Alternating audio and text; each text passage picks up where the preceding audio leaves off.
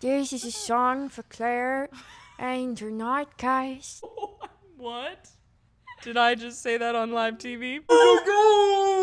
Wait, you have roommates. Hi guys, welcome back to season 2. There's the thumbnail of Clarity with Friends. Okay, so today for the season premiere, we thought it'd be fun to gather some of my friends to talk about friendship. So we just thought it'd be cool to talk about the importance of friendship in all seasons. And I feel like I'm just in a place where, although like things may be hard sometimes, I really like my life. I think I like this little. I think I like this little life. I think I like this little life. I think I like this little life. Please let that be in there no matter which take. Yeah, that's making it. Can that be the episode title? I think I like this little life. This is going to be absolutely heinous to edit. So at the beginning of the year, I was talking to someone just about the fact that like the Lord has given me this new thankfulness about where I'm at in life. I literally live around the corner from some of my best friends. That's so uncommon in adulthood. Yeah. And I really want to take this year to just like enjoy that as much as possible, be intentional. I have loved this last like 2 weeks. People just like pop by the house all the time. I'm like, what's happening?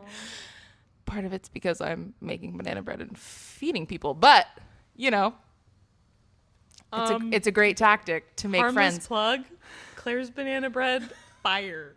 I would just love to know what the Lord has taught you about like intentionality and friendship, thankfulness over the last couple of years, like really making the most out of the life that you're living right now, right? That's good. Little life. Mm-hmm. I think the biggest thing that I've learned about friendship in the last few years is it actually takes being vulnerable. That's like the biggest thing I've learned in the last 3 years. And I think, I mean, we've all gone through stuff, but taking it to each other in the way that, you know, my friends respond. Like there's a safety that's built. And I think so many friendships, like it lacks this covering. Getting in the mud with each other, it's not convenient. Yeah. Something that we as friends have done really beautifully is like loving each other amidst the mess without like judging. And just quick plug, Emma legit is vulnerable. It has always convicted me and others of like the difference between is it like vulnerability and transparency, and like you are actually vulnerable, but you allow people in the mess, and that's really and that's how it's supposed to be, and that's how friendship's supposed to be, but it's hard. I think you two do it really well. We haven't been through a ton together, but I bet you do it. Like transparency would be, here's my mess. Vulnerability is like, here's my mess. You have access to it. You can touch it. You can poke and ask questions and like I'm just being real, not for the sake of realness, but for the sake of relationship. Yeah. And that's really beautiful. We're allowed to feel feelings. We're really good to ask like follow-up questions. Yes, I think so like important. in the past, I feel like I could be such a like it's like kind of ironic that like y'all like see me as being as vulnerable as I am, because like I grew up in like we tie everything with a bow. Yeah, it's true. But it's so lonely. I've never known you like that. Bows are lonely. Say it again. It's so lonely. It is lonely because you're like, yeah, I always have my life together, but like no one really knows you. You obviously have a beautiful perspective on giving yourself away towards friends. How have you seen the Lord through giving yourself away for friendships, and how that's blessed the body? Lilie is a great amazing friend. Like she literally is friend. Amazing. I was sick with the flu, and this girl made me homemade soup. Yeah. And she does this for her friends. Like, see, these are the things we haven't been through, but I believe it. All the time. These are the things we haven't been through. That's hilarious. But we have, Lilie. I feel like the goal in all of our lives as Christians is to be imitators of Christ. Yeah. How he lived his life, that's just how I would like to live my life. We see that the Lord loved us first. So regardless of if my friend gives me something, I want to love them before they can love me. It's not an exchange. I'm not making you soup, so then when I get sick, you're going to make me soup. I'm making you soup because I love you. I'm making you soup because I love you. A little water. I'm kidding. I can cook. But yeah, I think just like the goal of loving without expectations of necessarily getting that back. I have a question Okay. for Marina. Okay. I want you to talk about the power of loyalty in friendships because you're one of the most loyal people I know.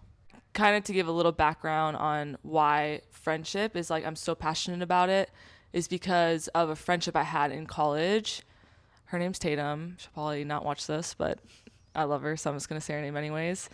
But she fought for me when I was literally at my lowest. And I'll never forget, I was telling Emma this a few months ago, but there was a moment that really changed my life and really marked friendship in me was when I was in the middle of my mess. I had totally just betrayed her friendship, and we were sitting in a car, and while we were driving, she just started like sobbing. A sobbing that was like her heart was so broken for what I was walking through, the sin I was walking through, but then I also saw the Father's heart and like how sin and betrayal like breaks the Father's heart. Wow. And her loyalty to me, it's like ever since that moment it like clicked, and I was like, if I can just be this type of like positive, this light towards someone else's life and show the love of Christ, like that moment, I would never want to walk through something like that again.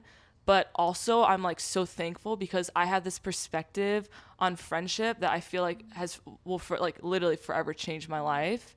And it all starts with like she could have left as a friend, but she stayed.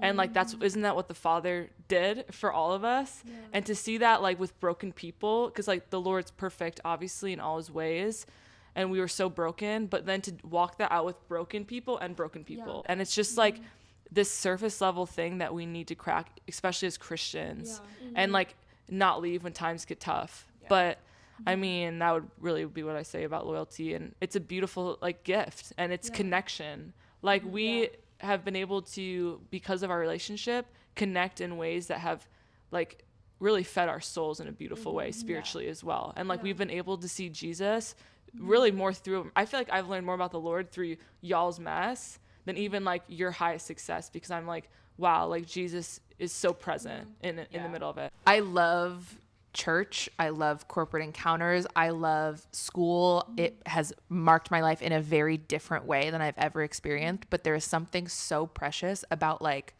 the 3 and the 5 and like those moments of genuine fellowship, joy.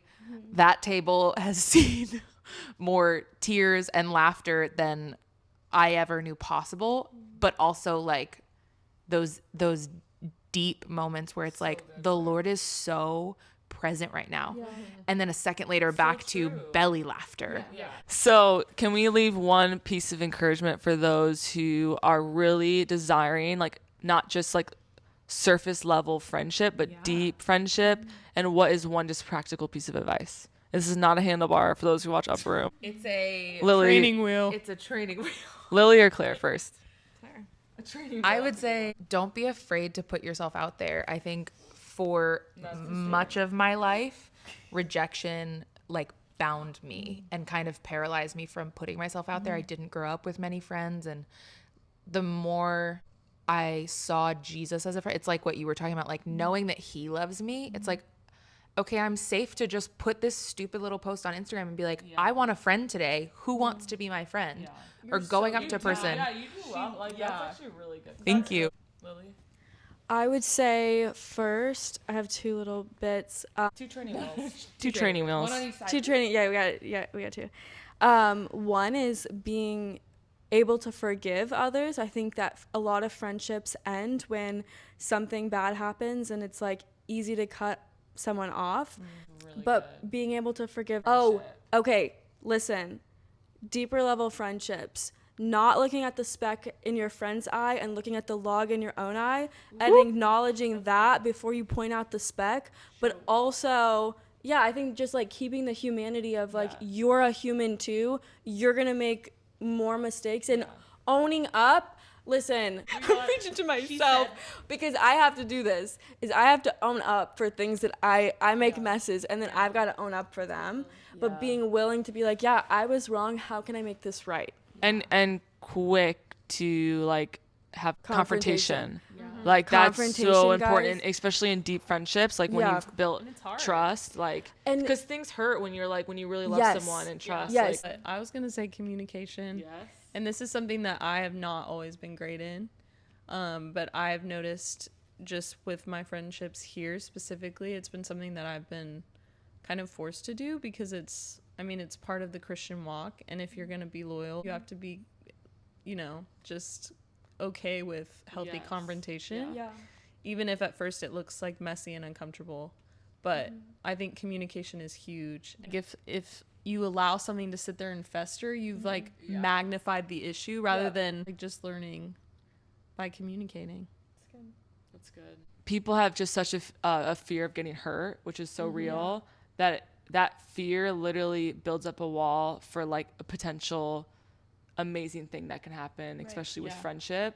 And so I would just even bounce off what you were saying with back to vulnerability. Even when I moved to Orlando, like finding a heart again to like share things that I've walked through or even what God has brought me out of, like it was very vulnerable. And I remember it took me like over a year to finally, like, not that I was hiding anything, but just to really show someone my full self and allow the Lord's love to say, no, it doesn't matter what you've done years ago. Like the Lord loves you. And I think like people who might be watching might be like, I just feel a lot of times we just don't feel like we're fully known. And it keeps like, without even you vocalizing it, it actually festers up walls within your heart of like, well, that's why I'm not fully connected with anyone here because no one actually fully knows me. That's where we find like the Lord is when we're fully known. Yeah. Like There's the true Lord connection in and that. there's true connection in it. Yeah, there's this song, changed my life. When I first got saved, it's called Known and Loved by Joel Ansett.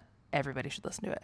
But one of the lines is when you are fully known and loved is when you have a home. Like you cannot be fully loved without being fully known. That's literally you're what I'm saying. only doing a disservice to yourself It's good. when you withhold. Yeah. And you're wondering why you don't feel loved. Like, why am I not getting this anywhere? And one, it should come from the Lord and because he's the one who knows you fully. so but, many like, feel like that. Yeah. And Christians as well included. Like we don't fully feel known by people around us. We have like the vulnerability talk, but like the action is Yeah. just delayed. Realizing that you're not a burden was like probably the first thing that made me realize like, oh my gosh, like other people have issues and we can talk about them and work through them and grow together. We're not all perfect. We're not. That's crazy. It's like easy to, in a fear of rejection mentality, to be like, oh, I'm going to withhold. And then it's like your relationship is stagnant. And then again, like you're not known.